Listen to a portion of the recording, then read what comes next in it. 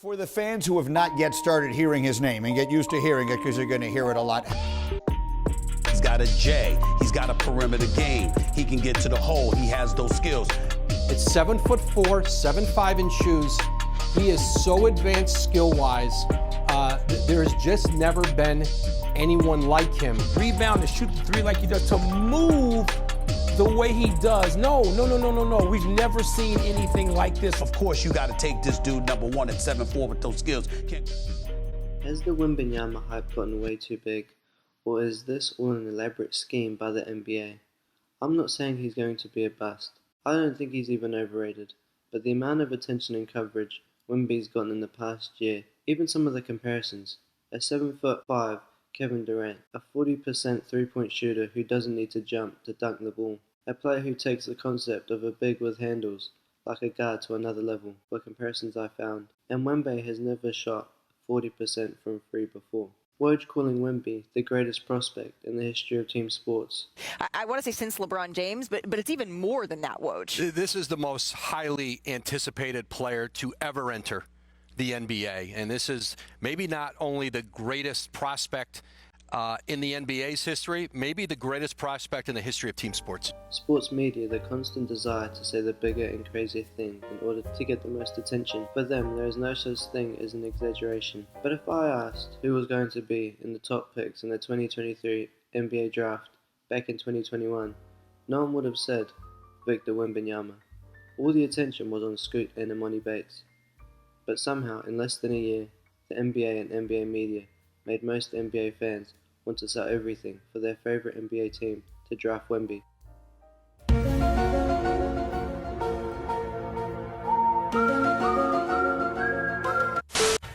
In today's era, social media, NBA media, and even the NBA is becoming the reason why prospects get so much hype and controls how the average basketball fan thinks of players.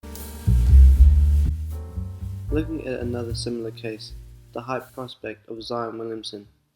Zion looked like an NBA player at Duke, and to be honest, he wasn't that overhyped. He was pretty big for a high school player, and dunked like it was normal to do 360 dunks at 16, but we all knew he couldn't shoot, and social media deemed Zion Williamson as the next LeBron James after just 1 year at Duke University.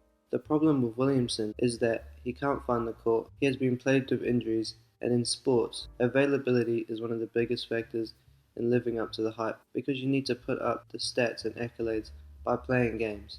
Now Zion Williamson is being labelled as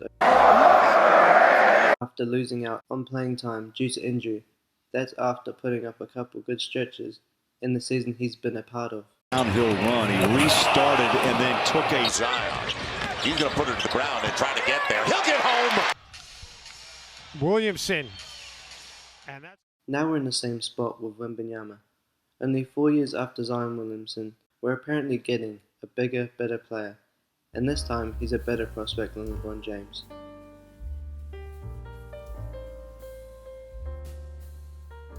But Wemby isn't a perfect player, and he never will be. No NBA player can do it all. Everyone has flaws. Wembanyama struggled from the field last season. He only shot 46.5% last season as a 7'5" big man. That's concerning knowing that he has harder competition in the NBA. Jaren Jackson Jr.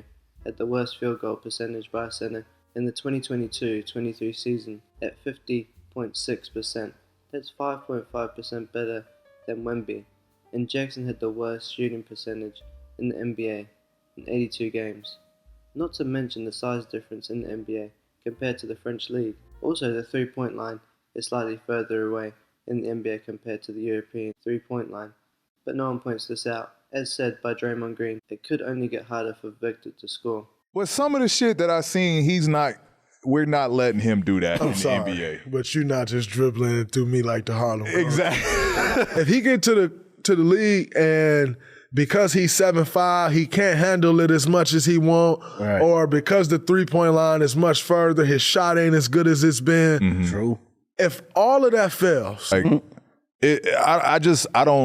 I see him doing well. I'm not saying he's not get some no way at all a bust. He's going to be a star, but I think in the beginning it's got to be some type of struggle, just his transition into this game. Like, I don't think his trajectory is going to be this. Yeah, I don't think that from day one. I think people are setting him up for failure. Like, oh.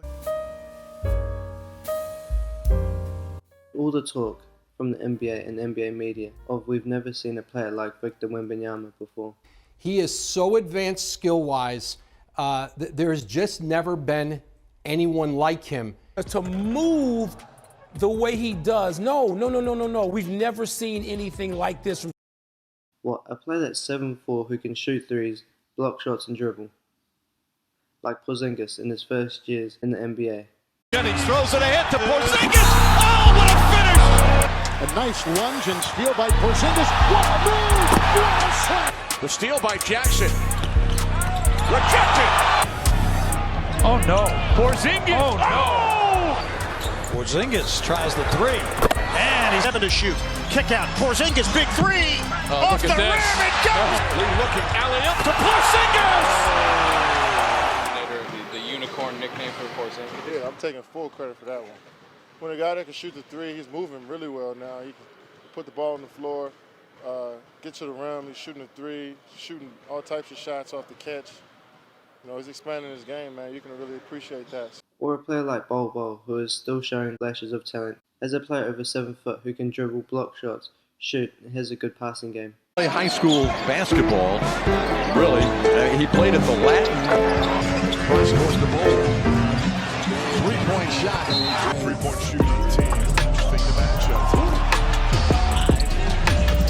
Before that one, Bowl off the dribble. Cross-court, Bowl fakes the shot, drive, swooping.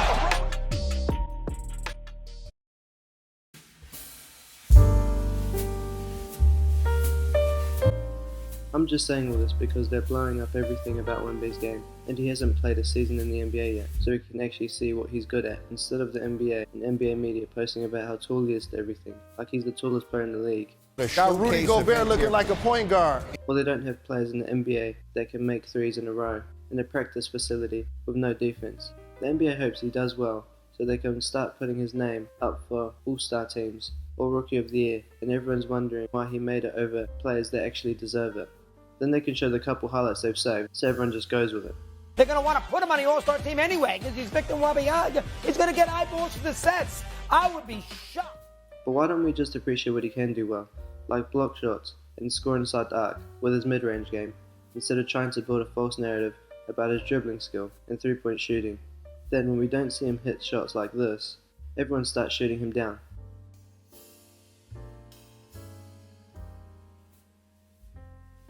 But I think the NBA and NBA media have done this all on purpose to keep growing the NBA and to grow its own profit margins. Because why not bring in a new, up-and-coming European player to bring the fans from Europe to the NBA and hype him up so much that everyone who bets he'll become the next face of the league, and everyone who are betting on Victor's downfall watch every Spurs game, buy his jersey, and keep expanding the NBA's reach and audience.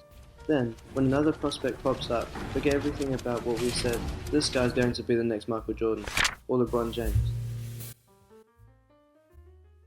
I just think the best thing for Victor has already happened, and that was being drafted to the Spurs, one of the best franchises in American sports, with a great coach and great mentors.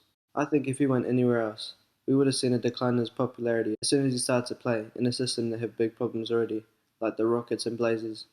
I think another thing the Spurs could have done is get a veteran point guard like a Mike Conley or Chris Paul, who have played in the NBA for years, who have played with great NBA big men, to bring Victor up to the NBA speed and show him how to exploit NBA defenses. Cleveland. Beautiful pin down by D.A.